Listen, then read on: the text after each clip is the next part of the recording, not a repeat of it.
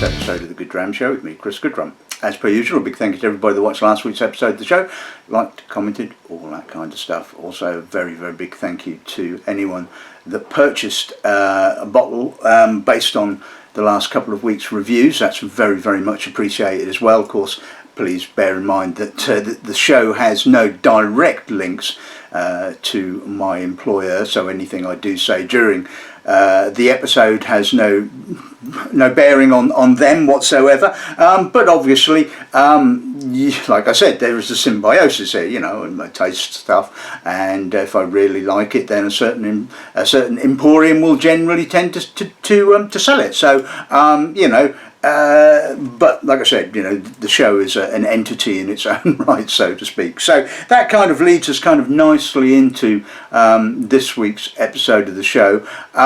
Most of the time I obviously get sent samples because there's a commercial angle, you know. It's basically the distillery, the bottler, the distributor wants me to purchase said bottle, so they send me samples. It's just, you know, and sometimes I get sent samples just because they asked me to do an episode of the show, and sometimes there's a combination of both of those things, which is what today's episode of the show is all about. I got a lovely email from Freddie Lawrence at Bunch and Bushel, who are, as you well know, practically an independent cognac bottling company. I have done an episode of the show on their stuff, their vintage dated cognacs. I forget when now, but you'll find it if you have a look.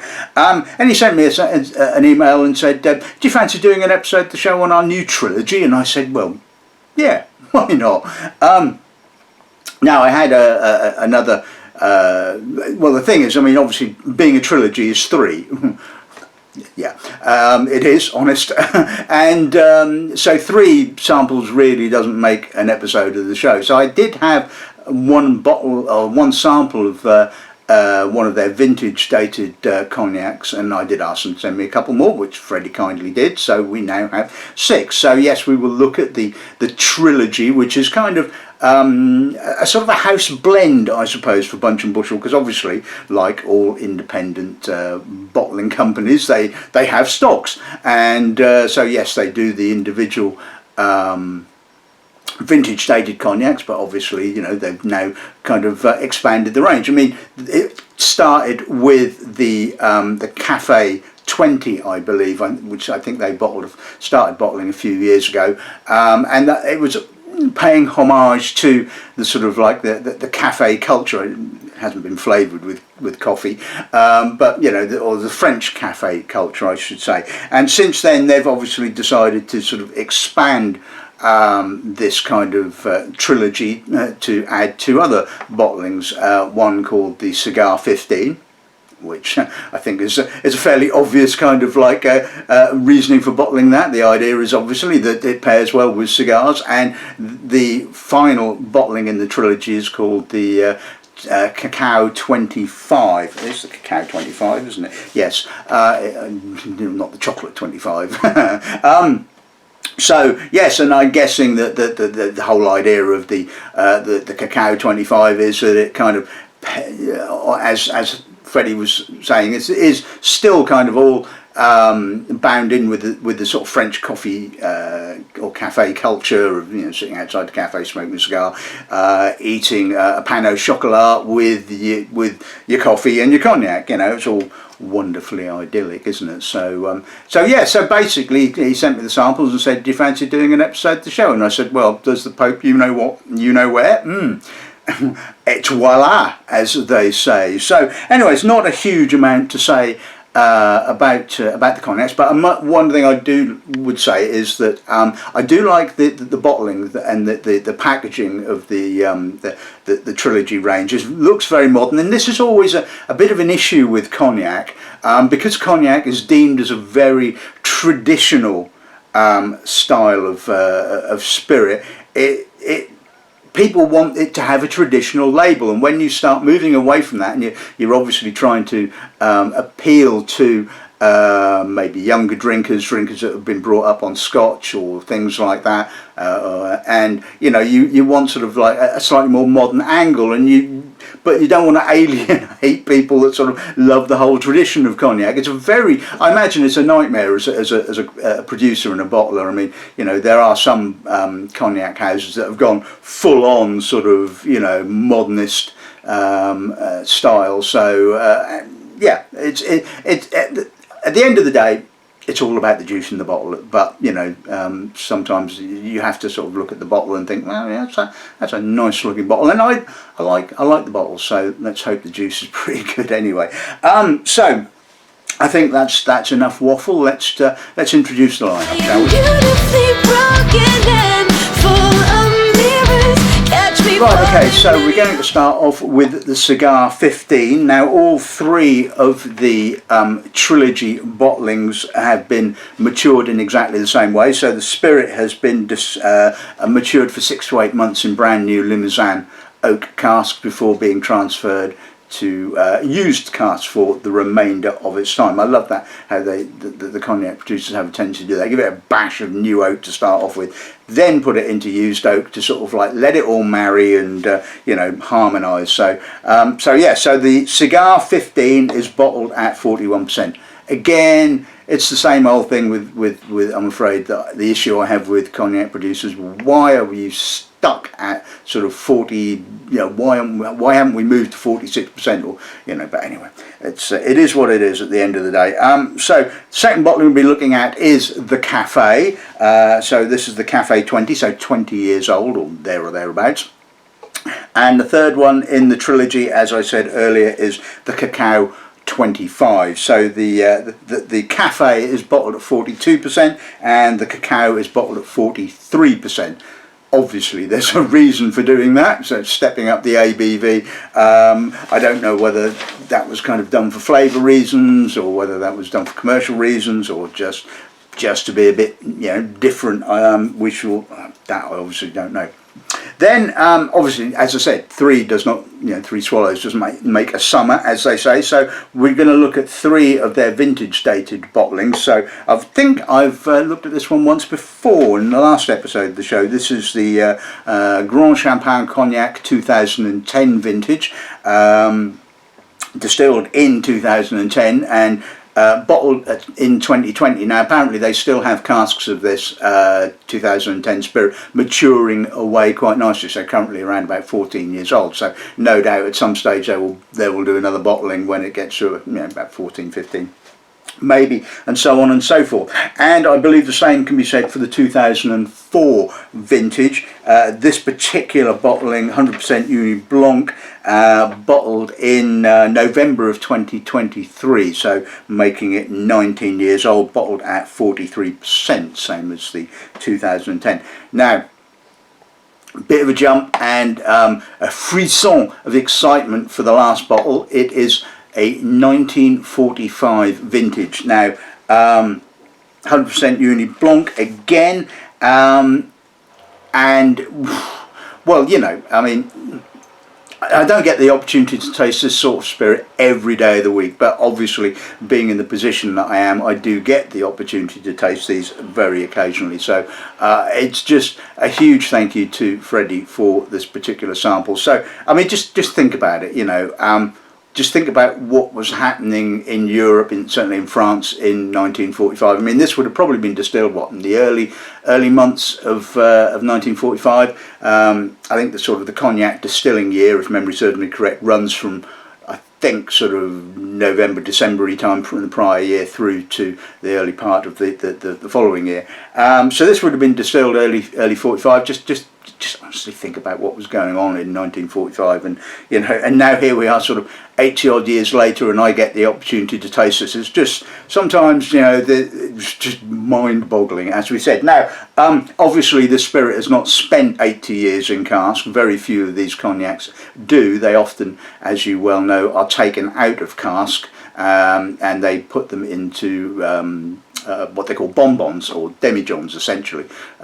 So this has spent 55 years in cask. So it was distilled in 1945 and then taken out of cask rather than bottled in 55 years later. And like I say, a lot of the sort of top cognac houses do this regularly, and they almost kind of bottle these pretty much to order. They'll probably bottle a handful every year, one would imagine. So really looking forward to that. So yeah, so that's today's lineup. Let's start off with the Cigar 15. And towards disaster you can steer me. Right, okay, so let's see what the nose gives us on the Cigar 15 then. Dense, dark, rich, macerated, raisinated fruits. It's in that sort of chunky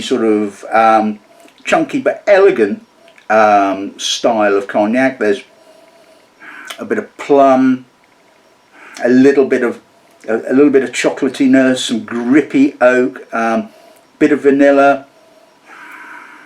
Oh, that's a nice nose. Just a smidge of spice. There's an edginess there. There's a sort of a youthful spirit edginess. Now, the thing is, whenever spirit producers decide they're going to do a cigar bottling, whether it's a whiskey, a cognac, or whatever, inevitably they instantly have to make the damn thing as sweet as hell. It has to be overly sherried. It has to be sort of, you know, why? Don't understand. I mean, you know, cigars are incredibly different, you know. In style, you can have everything from obviously soft and light through to sort of really dark, spicy and intense. And so how is just one particular spirit going to basically stand up to all of those? So this has the richness, it has the density, but it has an edginess, you know, and there's a little bit of spice, a little bit of almost kind of tobacco. So I can imagine this kind of pairing quite well with a fairly broad range of cigars, I would have thought. I mean, ideally I should have done a tasting of cigar on one of these, but I've I do my usual trying not to smoke business at the moment, so that's not going to happen. Anyway, let's see what parts are.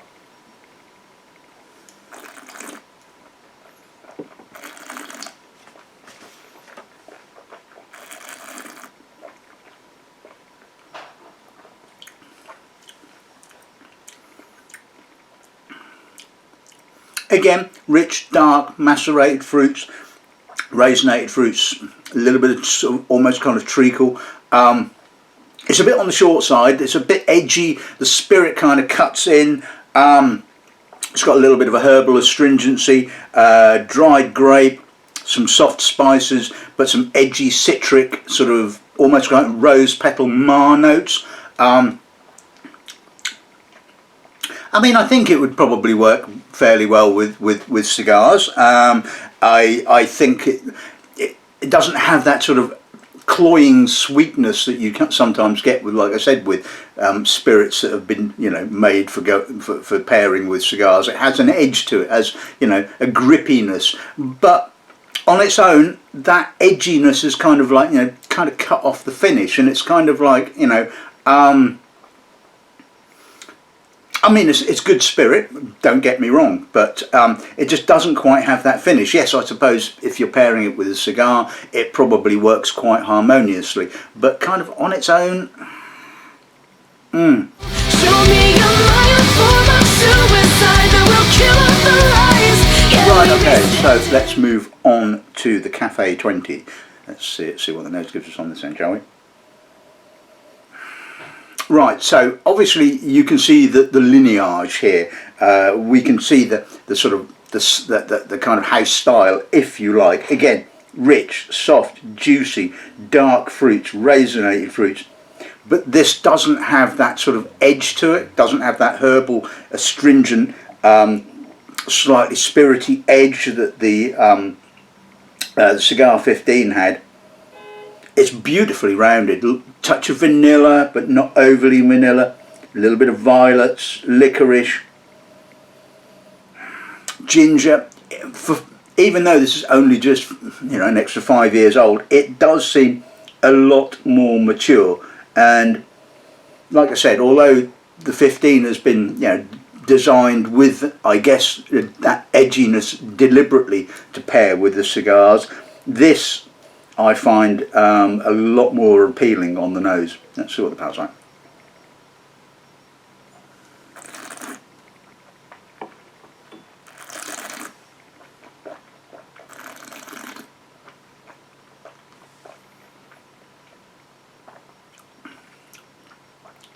No, that's so much longer, less spirity, unctuous, juicy, rich, rounded, soft.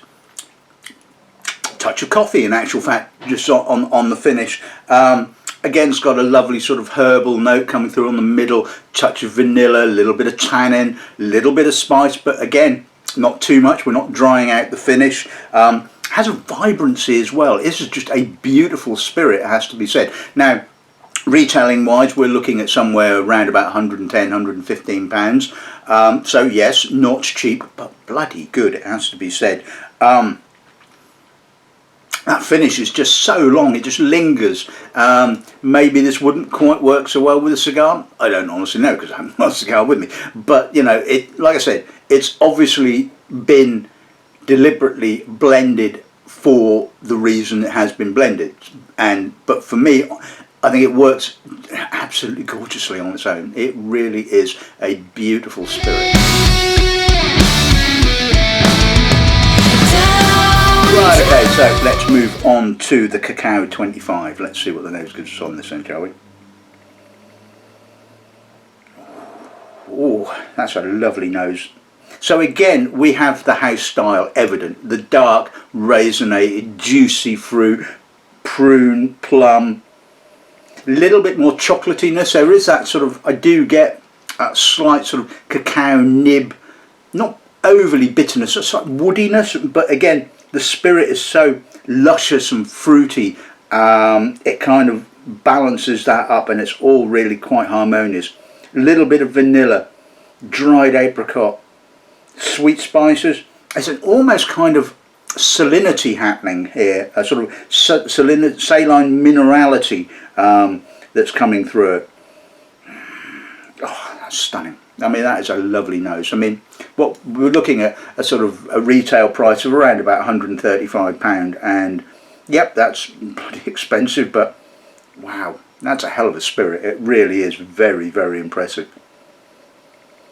It's just one of those sort of spirits that you just have to just keep nosing. Yeah, it's giving sort of new things each time, and it's gorgeous, absolutely lovely. Let's see what that's like.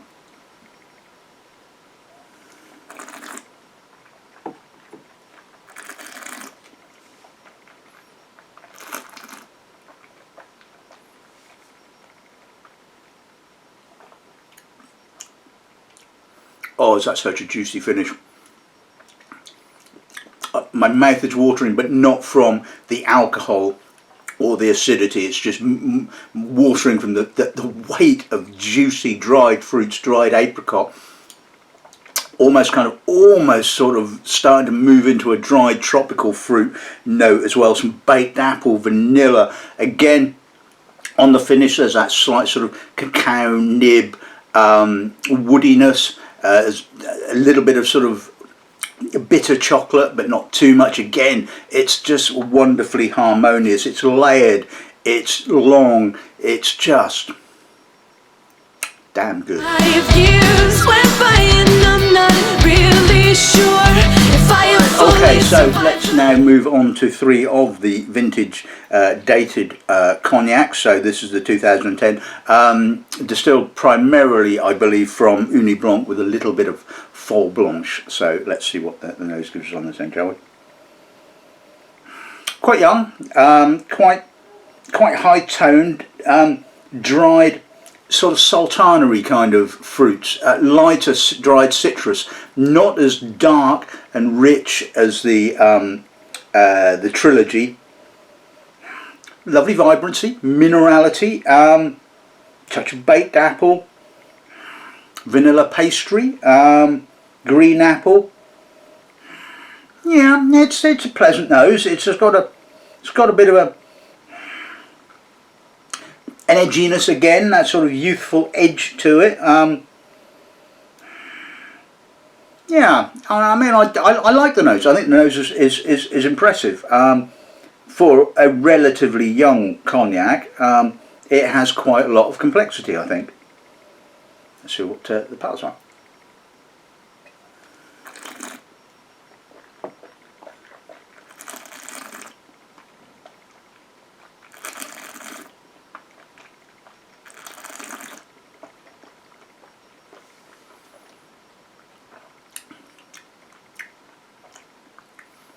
Quite youthful, crisp, very appley. This is kind of falling somewhere between a cognac and a Calvados, to be honest with you. It's got that much appley kind of character. I'm getting baked apple, green apple, vanilla, citrus. Again, we're in the slightly lighter style of cognac. It's not a big, dark, dense, rich cognac. It's more aromatic. It's lighter dried fruits. Again, think dried apricot, sultana, that kind of thing.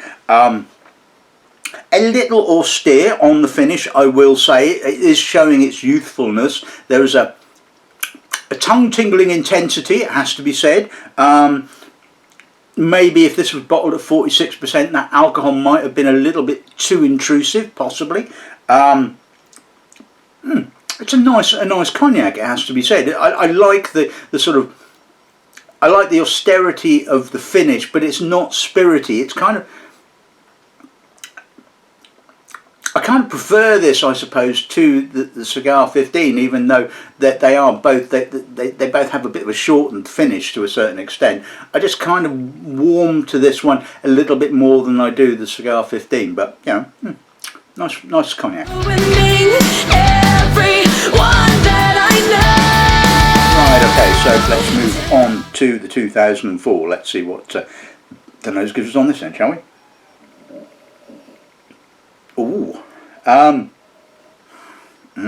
that's a bit different. Now this is, I guess, the thing with, you know, independently bottled cognacs. Not only are they going to be coming from different distillations, different years, but they're coming from different producers as well. Now I don't know where this one comes from. I believe the 2010 comes from a property called Chez Richon, and this is it, isn't it? You know, it's kind of, not only have you got sort of the difference in sort of vintage, which does play a bit of a part, it has to be said, although I would suggest that maybe the vintage is kind of less important or has less of a part to play than what the production does, but there's obviously an element, should we say. Obviously each year has a different sort of, you know, climactic characteristic, and as we know, certainly from tasting things like Waterford and so on and so forth, there is a sort of a terroir element,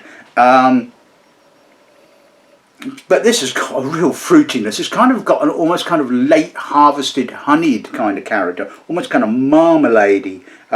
Again, touch of raisins, think more, but more sultana, dried fruit, lighter dried fruit. But wow, I mean, hell, that's fruity. I mean, you know, that is really impressive. A little bit of spice, a little bit of chocolate, lovely rounded characteristic, it has to be said, but almost kind of tropical. I mean, wow, that's a nose. That is a real nose. Let's see what passes on.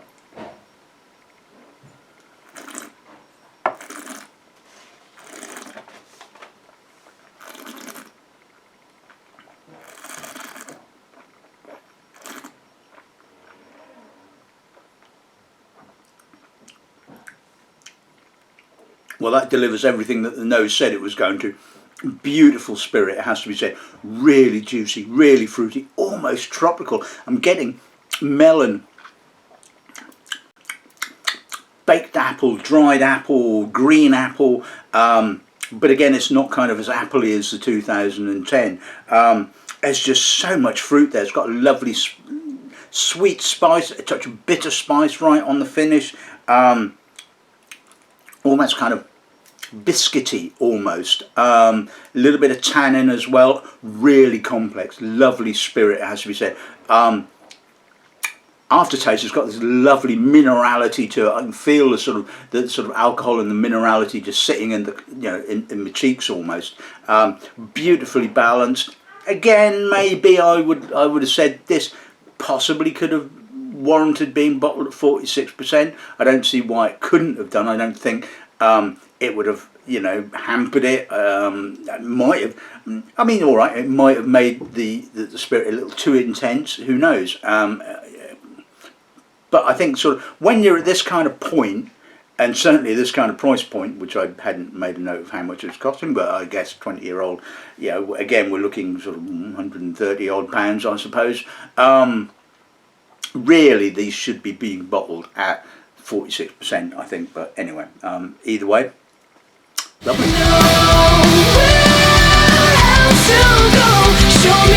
Right, okay, so, and we're finishing on the 1945, so bottled at 42%. Now, a lot of these kind of spirits have pretty much reduced to this level naturally from their time in the cask. So, you know, I'm not too worried about sort of spirits of this age not being bottled at 46%. Now, I mean, some people might say it's because it's a really old spirit, it's been distilled in 1945, you're kind of almost sort of expecting it to sort of just be mind-blowing. And maybe that's true, but unbelievable nose, ethereal, delicate, elegant, quite light. Again, we're talking sort of more sort of dried sort of sultanas, dried citric fruit, apple, tangerine. There's a little bit of a herbal note kind of running through it. Some dark marzipan spice, ginger spice, black pepper, coffee, walnut cake. Oh my God, it's incredible. I mean, you know, we are talking, I would guess, I think this is retailing for somewhere between £950 and £1,000. Yeah, that's pretty much a month's wages. Well, no, it isn't, but anyway. It's just unbelievable. It is stunning. And yes, I guess there is that sort of... But even so, you have to kind of keep a detachment here, you know, kind of like, you know, you can't let that sort of belief kind of run away with you. You have to evaluate the spirit for what it is at the end of the day. And it's just stunning. I mean, it really is frightening. And you know, the other interesting thing I find from this is that it's not that different. It's not like, you know, back in 1945 they were distilling cognac differently. It's pretty much exactly the same as they're distilling now. I mean, all right, maybe the sort of like the domains might be a bit more hygienic, I think, but you know, essentially Chanté stills, double distillation, etc, etc, etc. You know, nothing's really changed in the last, you know, couple hundred years really, but it's just frighteningly good, stunning. Anyway, let's see what that's like.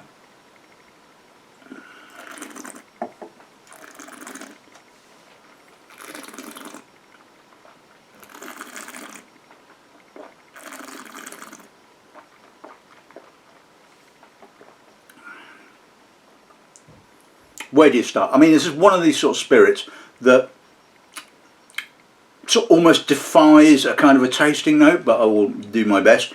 Delicate, ethereal, elegant, light dried fruits, a little bit of sultana, dried citrus, a little bit of honey, touch of spice, ginger, cinnamon, vanilla, sweet violets, tobacco, beautiful length, has a delicate smokiness right on the finish, a sort of almost kind of light cigar smoke. Just stunning, absolutely stunning. I mean, the length on this is just amazing. It has a lovely freshness as well, but I mean, this is because it was taken out of cask, you know, when it was 50 odd. If this had been left for sort of like, you know, 60, 70 years, the wood and the tannins would have started to dry it out, and so it was kind of removed to sort of retain the freshness, I suppose. And it's stunning. I mean, it is sublime. And like I said, you get this kind of like, you know, frisson of excitement when you taste a spirit that's considerably, and yes, it is a lot older than I am. I wasn't born in 1945, and that's the weird thing, you know, that whoever produced this spirit is long gone, and yet their spirit kind of lives on. Something of their creation lives on, and at the end of the day, that's what we I suppose what we all kind of aim for in life, is that sort of something that marks us out at the when we're long gone, continues our name, I suppose, to a certain extent. Anyway, I'm getting a bit carried away now, as oh la la, as they say, or maybe they don't.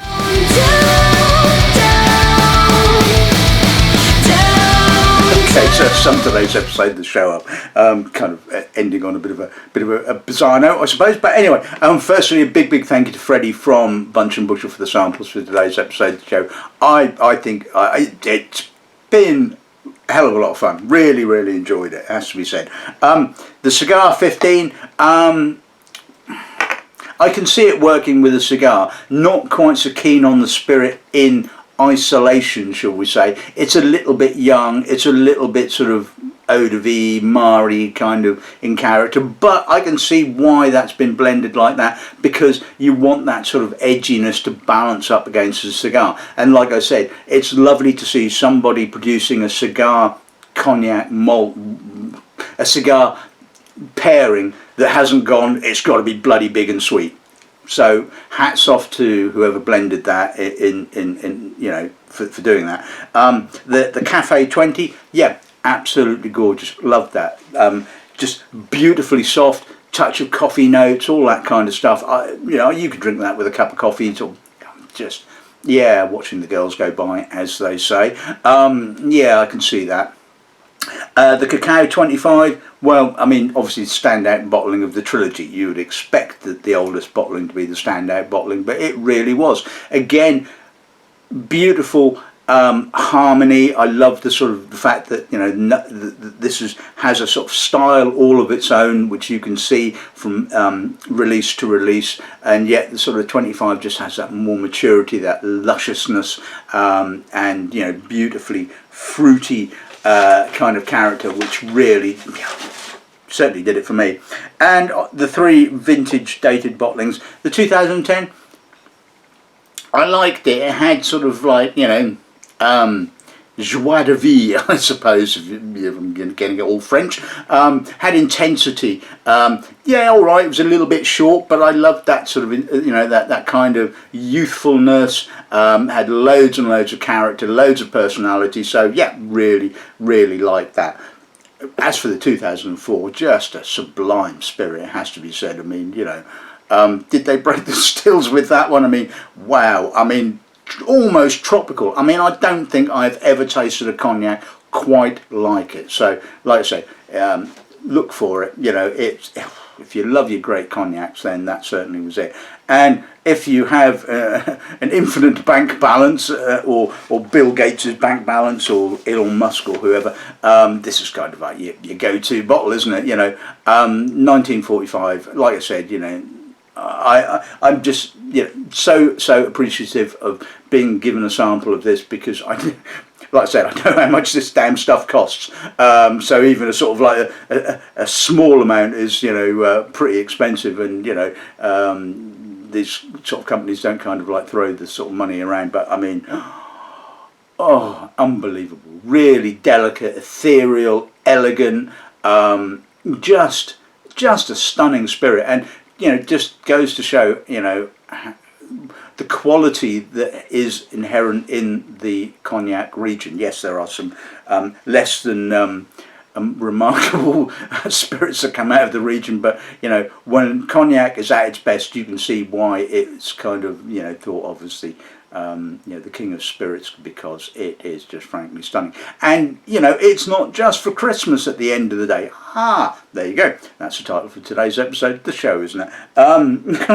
These things just come out of nowhere sometimes. Anyway, that's this week's episode of the show in the bag. I hope you've enjoyed it. Special episode next week, it has to be said, but they're all special at the end of the day, aren't they? So until then, good dramming and good afternoon. Hands up and stand back, and no one will get hurt. Put your hands up and back.